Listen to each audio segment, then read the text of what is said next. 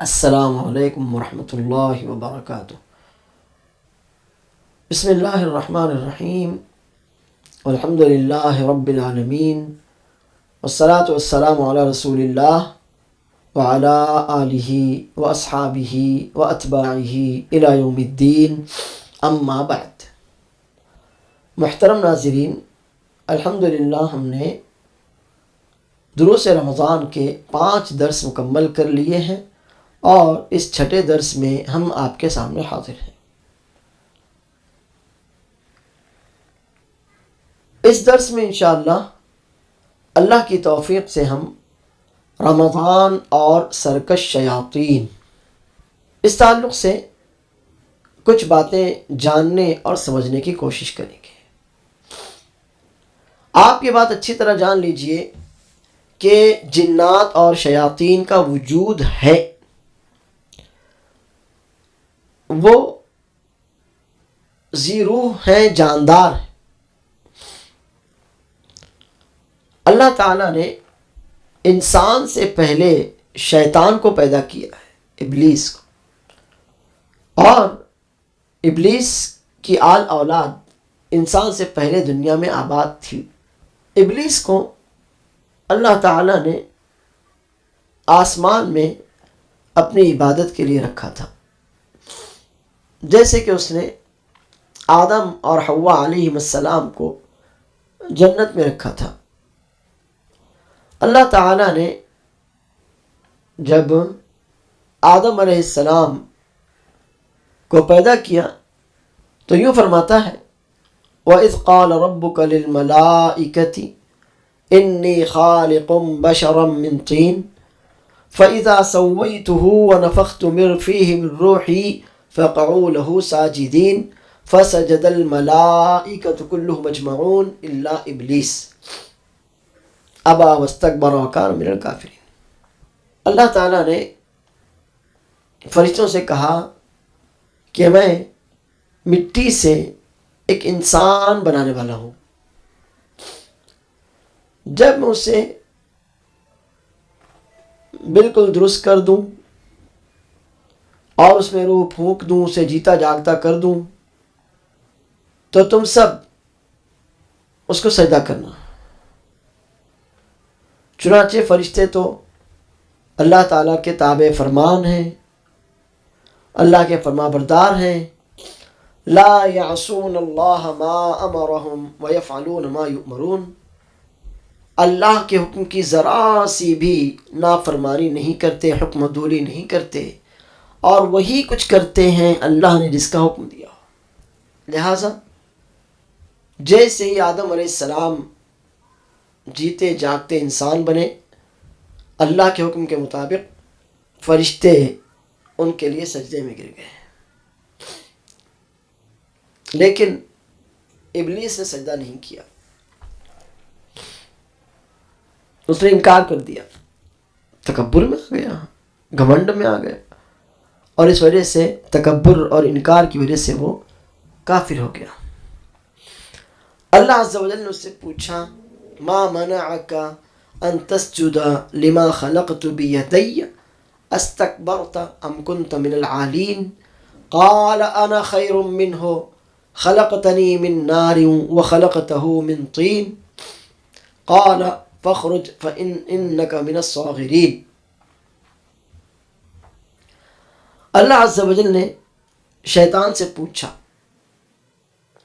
یہ مخلوق، یہ انسان جسے میں نے اپنے دونوں ہاتھوں سے بنایا ہے، تو نے اسے سجدہ کیوں نہیں کیا؟ تو گھمنڈ کرتا ہے یا تو اپنے آپ کو بلند سمجھنے والوں میں سے ہے؟ تو شیطان نے کہا، انا خیر منہ، میں انسان سے، آدم سے بہتر ہوں، تو نے مجھے آگ سے پیدا کیا ہے اور اسے مٹی سے پیدا کیا ہے۔ اللہ تعالیٰ نے اس سے کہا کہ ٹھیک ہے، تو تم اب میرے عبادت گزار فرشتوں سے الگ ہو جاؤ، تم ذلیل ہو چکے ہو۔ وَإِنَّ عَلَيْكَ لَعْنَتِي، اور ایک آیت ہے وَإِنَّ عَلَيْكَ اللَّعْنَةَ إِلَى يَوْمِ الدِّينِ۔ اب قیامت کا دن قائم ہونے تک کے لیے تم پر لعنت ہے یا تم پر میری لعنت ہے، تم اللہ کی رحمت سے دور کیے جا چکے ہو۔ تو شیطان نے کہا انظرنی الی یوم یبعثون قال انک من المنظرین۔ شیطان نے اللہ عز و جل سے کہا کہ ٹھیک ہے، اب تو مجھے مہلت دے دے قیامت تک۔ اللہ عز و جل نے اس کو مہلت دے دی قیامت تک۔ تو شیطان نے کہا فَبِعِزَّتِكَ لَأُغْوِيَنَّهُمْ أَجْمَعِينَ إِلَّا عِبَادَكَ مِنْهُمُ الْمُخْلَصِينَ قَالَ فَالْحَقُّ وَالْحَقَّ أَقُولُ لَأَمْلَأَنَّ جَهَنَّمَ مِنْكَ وَمِمَّنْ تَبِعَكَ مِنْهُمْ أَجْمَعِينَ۔ شیطان نے کہا اللہ تو نے مجھے گمراہ ٹھہرایا ہے نا اسی کے سبب، تو میں بھی تیری عزت کی قسم کھاتا ہوں کہ میں ان سب کو ضرور بضرور گمراہ کر کے رہوں گا۔ ہاں، تیرے وہ بندے جو چنندہ ہوں جنہیں تو چن لے، جو تیرے مخلص چنے ہوئے خالص بندے ہوں، خالص سچے پکے مومن ہوں، میں ان کا کچھ نہیں بگاڑ سکوں گا، لیکن تیرے عام بندے، اکثر بندے، میں ان کو گمراہ کر کے رہوں گا۔ اللہ نے کہا ٹھیک ہے، تو میری عزت کی قسم کھا کر مجھے چیلنج کرتا ہے تو پھر ٹھیک ہے، تو میں بھی حق بات کہتا ہوں اور حق ہی کہتا ہوں۔ میں تجھ سے اور تیرے متبعین سے جہنم کو بھر دوں گا،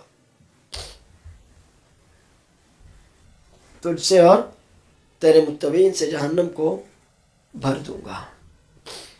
اسی وقت شیطان نے اللہ عز و جل کے سامنے قسم کھائی اور کہا فَبِعِزَّتِكَ لَأُغْوِيَنَّهُمْ أَجْمَعِينَ، اللہ تیری عزت کی قسم میں ان تمام انسانوں کو گمراہ کر دوں گا۔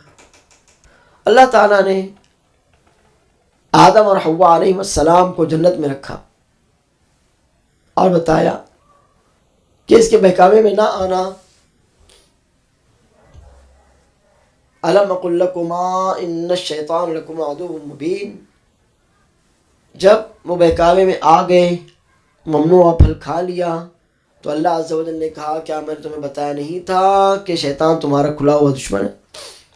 اور اللہ عز و جل نے یہ بات ہم تمام کے لیے واضح کر دی ہے، إِنَّ الشَّيْطَانَ لِلْإِنسَانِ عَدُوٌّ مُبِينٌ۔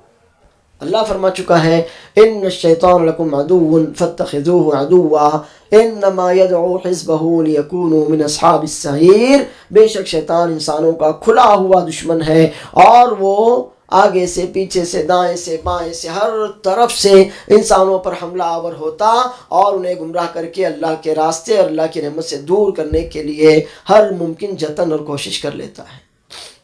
تو شیطان کو یہ کیسے منظور ہوگا کہ بندہ روزہ رکھے جنت کا حقدار بن جائے، بندہ روزہ رکھے اللہ کے یہاں سفارش کا حقدار بن جائے، بندہ روزہ رکھے اس کے گناہ معاف ہو جائیں، بندہ روزہ رکھے اور اللہ عز و جل اس کا اجر خود اپنے ہاتھوں سے دے؟ شیطان کو یہ منظور نہیں ہو سکتا تھا، چنانچہ وہ انسان کو ہر طرح کے نیک عمل سے روکنے کی ہر ممکن کوشش اور جتن کرتا ہے، اور خاص طور پر روزے سے روکنے کے لیے بھی ہر ممکن جتن اور کوششیں کر لیتا ہے۔ لیکن اللہ عز و جل نے ہم انسانوں کے لیے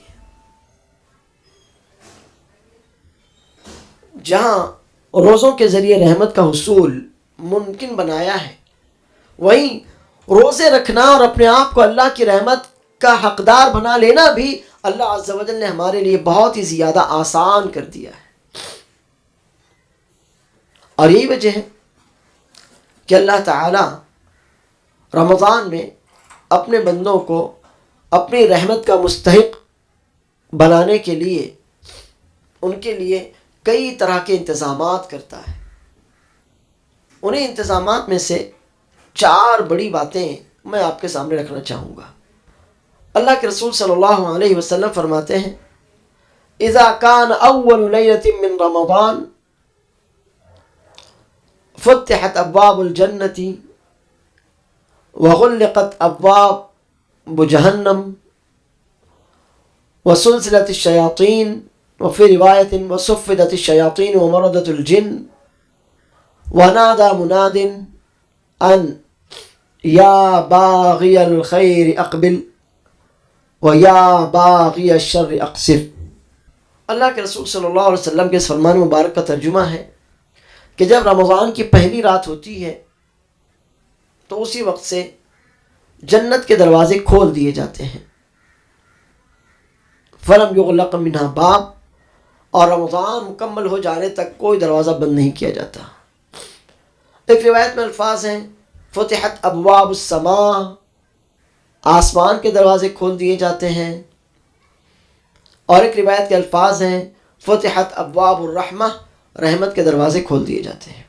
کیوں اللہ کی طرف سے آسمانوں کے، اس کی رحمت کے اور جنت کے دروازے کھول دیے گئے؟ تاکہ جنت کا شائق جنت کی طرف لپکے، اللہ کی رحمت کا شوق رکھنے والا اللہ کی رحمت کے حصول میں لگ جائے، اور اپنے اعمال کو اللہ عز و جل کے دربار میں پہنچانے کا شوق رکھنے والا نیک اعمال میں پوری شدت کے ساتھ، لگن اور جستجو کے ساتھ لگ جائے. اور شیاطین کو قید کر دیا جاتا ہے.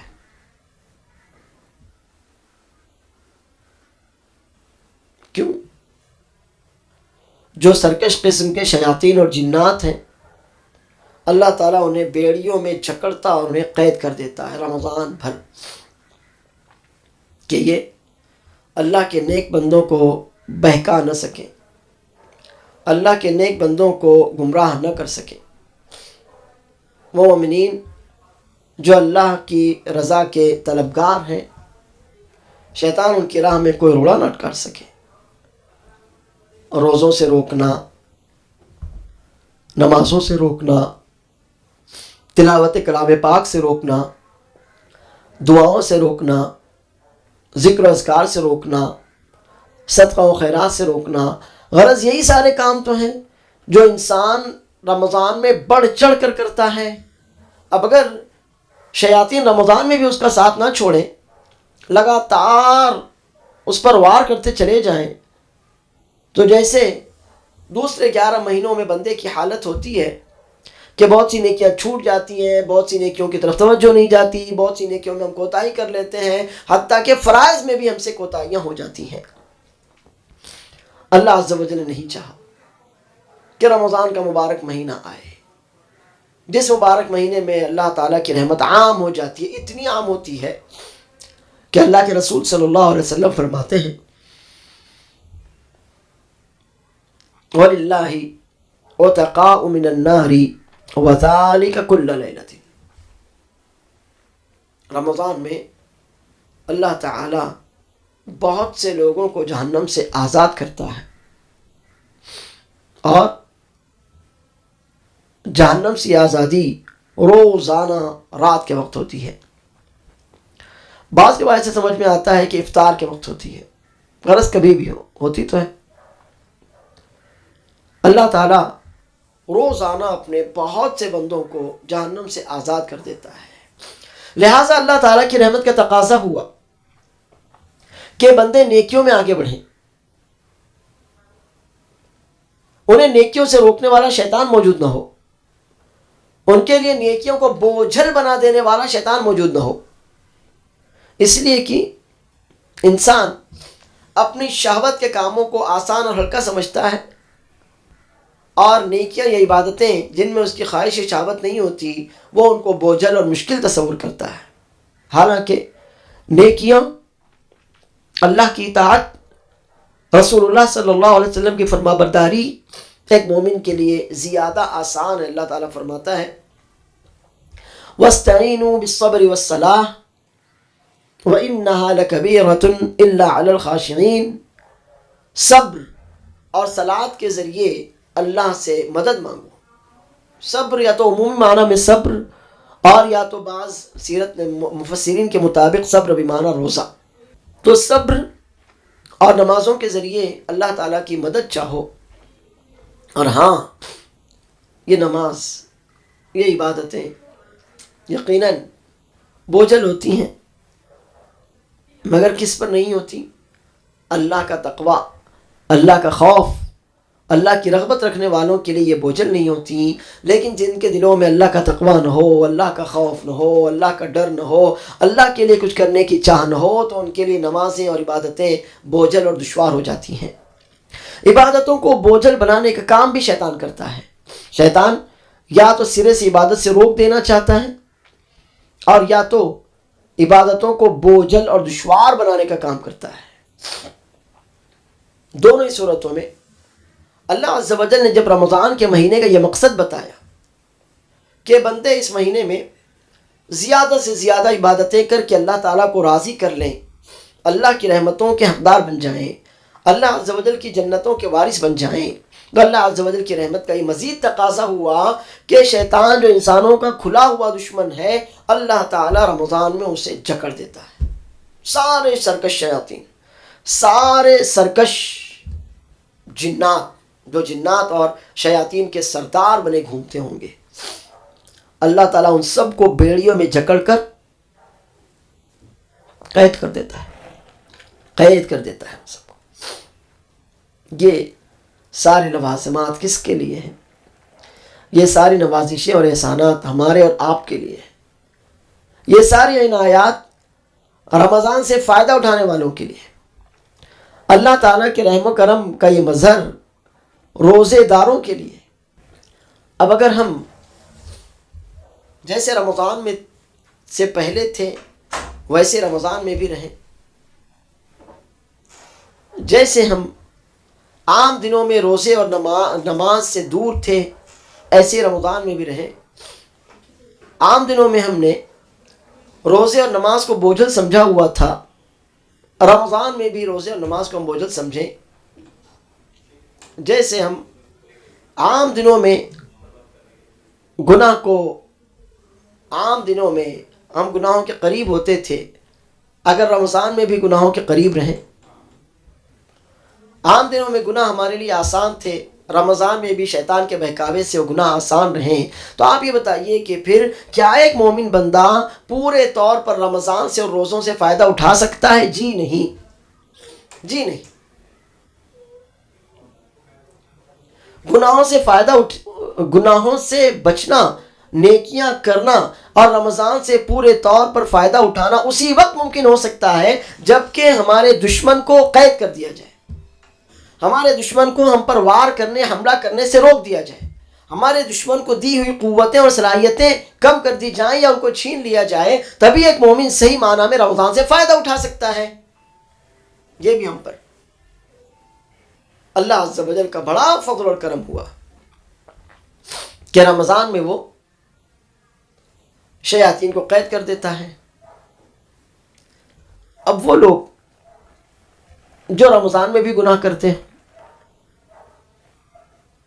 جو رمضان میں بھی نیکیوں میں پیچھے رہتے ہوں، رمضان میں بھی جن کی نمازیں چھوٹ جاتی ہوں، رمضان میں بھی جو تلاوت نہ کر پاتے ہوں، گویا ایسے لوگوں کے لیے شیطان بند نہیں ہوا۔ آپ نے ایک لطیفہ سنا ہوگا کہ ایک صاحب رمضان میں اپنے گھر میں شطرنج کھیل رہے تھے اور ان کے پاس شراب یا کچھ اور کھانے پینے کے سامان رکھے ہوئے تھے۔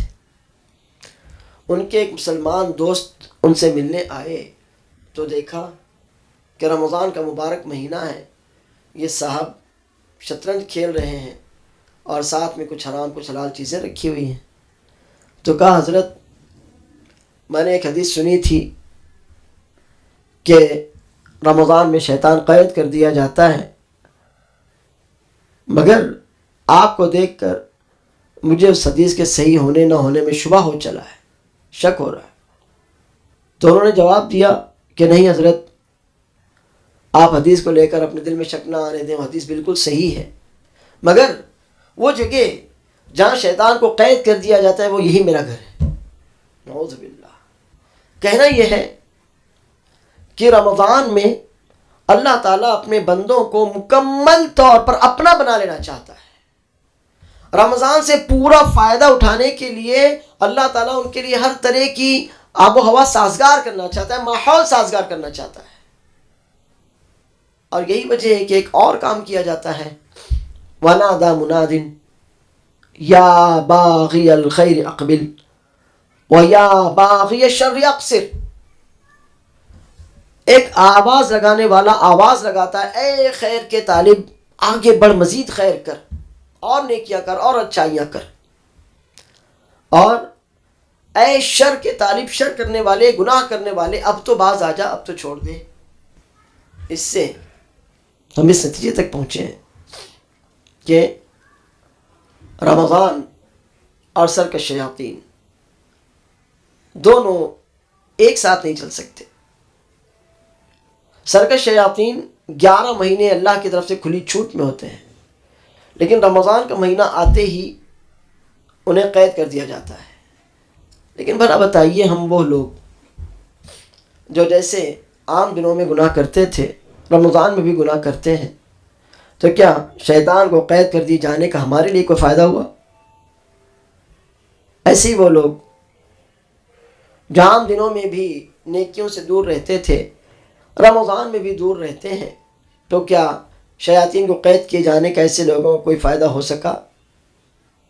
اور وہ لوگ جو رمضان کو صرف کھانے پینے کا مہینہ بنا لیتے ہیں، بس کھاؤ پیو سو عیش کرو، کیا شیاطین کو قید کیے جانے کا انہیں بھی کوئی فائدہ ہو سکا؟ اور اللہ عز و جل کا کوئی بھی کام بغیر حکمت اور بغیر فائدے کے نہیں ہوتا.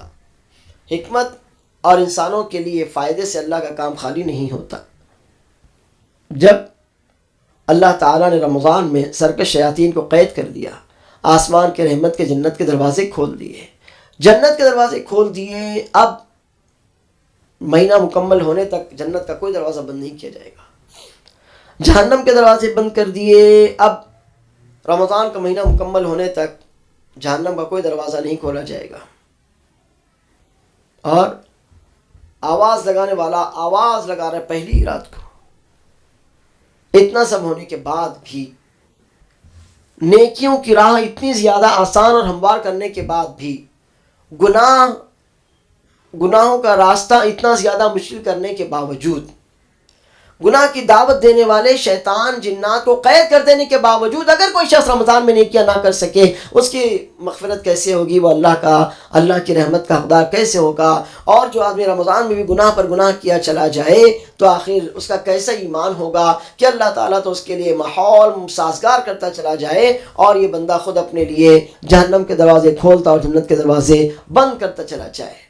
اس لیے ہم اور آپ ہوش کے ناخن لیں، سمجھداری سے کام لیں. رمضان جس مقصد سے آیا ہے اس مقصد کو ہم حاصل کریں. اتنا سب ہونے کے باوجود اگر کوئی شخص رمضان سے فائدہ نہیں اٹھا پا رہا ہے، اپنی رحمت، اللہ کی رحمت کا حقدار نہیں بن پا رہا ہے، اللہ کی مغفرت اس کا حق نہیں بن رہی ہے، تو ایسے ہی لوگوں کے لیے رسول اللہ صلی اللہ علیہ وسلم فرماتے ہیں کہ میں ممبر پر چڑھا، ایک سیڑھی پر قدم رکھا تو جبرائیل علیہ السلام آئے اور کہا رغم انف رجل ادرک رمضان ثم لم یغفر له فیہ. وہ شخص اللہ کی رحمت سے دور ہو جائے کہ جسے رمضان کا مہینہ ملا، اتنی فضیلتوں کے ساتھ ملا، اور پھر بھی وہ بندہ ان فضیلتوں کو حاصل نہ کر سکے، ان فضیلتوں کے نتیجے میں اللہ تعالیٰ کی رحمت کا حقدار نہ بن سکے. شیطان ہی کا زور اس پر شعبان میں چلتا تھا، رمضان میں بھی چلتا ہے، شوال میں بھی چلے گا. شیطان اس کو اپنے لیے تر اور آسان سافٹ ٹارگیٹ سمجھ رہا ہے. تو ایسا بندہ کہ رمضان سے جو کوئی فائدہ نہ اٹھا سکے، رمضان کا مہینہ گزر جائے، 30 دن 30 راتیں گزر جائے، وہ اپنے نامہ اعمال میں نیکیوں کو اضافہ نہ کر سکے، اللہ عز و جل کی رحمت اور مغفرت کا حقدار نہ بن سکے، تو یقیناً وہ اسی لائق ہے کہ اس پر اللہ کی لعنت ہو. چنانچہ میرے بھائی اور میری بہنوں، اللہ تعالیٰ نے رمضان کی شکل میں ہمیں جو تحفہ دیا ہے، رمضان میں سرکش شیاطین کو جو وہ ہمارے لیے قید کر دیتا ہے، ہم اس موقع سے پورا فائدہ اٹھائیں. اگر ہم پھر بھی نیکیوں میں کوتاہ ہوں، اگر ہم پھر بھی گناہوں میں آگے بڑھنے والے ہوں، تو ذرا بتائیے کہ اللہ تعالیٰ کی طرف سے جو اتنے انعامات ہو رہے ہیں، اتنا ماحول سازگار کیا جا رہا ہے، آخر وہ ہمارے حق میں کس طرح مفید ہوگا۔ چنانچہ میں اور آپ رمضان سے پورا فائدہ اٹھائیں، نیکیاں جو کرتے تھے انہیں اور بڑھائیں، جو نیکیاں نہیں کر سکے رمضان میں انہیں کرنے کی کوشش کریں، اور جو گناہ ہم کرتے تھے ان سے باز آ جائیں، جو گناہ ہم آج تک کرتے آ رہے تھے ان پر اللہ تعالیٰ سے توبہ کر لیں۔ اللہ تعالیٰ مجھے اور آپ کو ان باتوں کو سمجھنے کی اور ان باتوں کے مطابق اپنے علم اپنا ایمان ڈھالنے کی توفیق عطا فرمائے۔ آمین۔ وآخر دعوانا ان الحمد للہ رب العالمین۔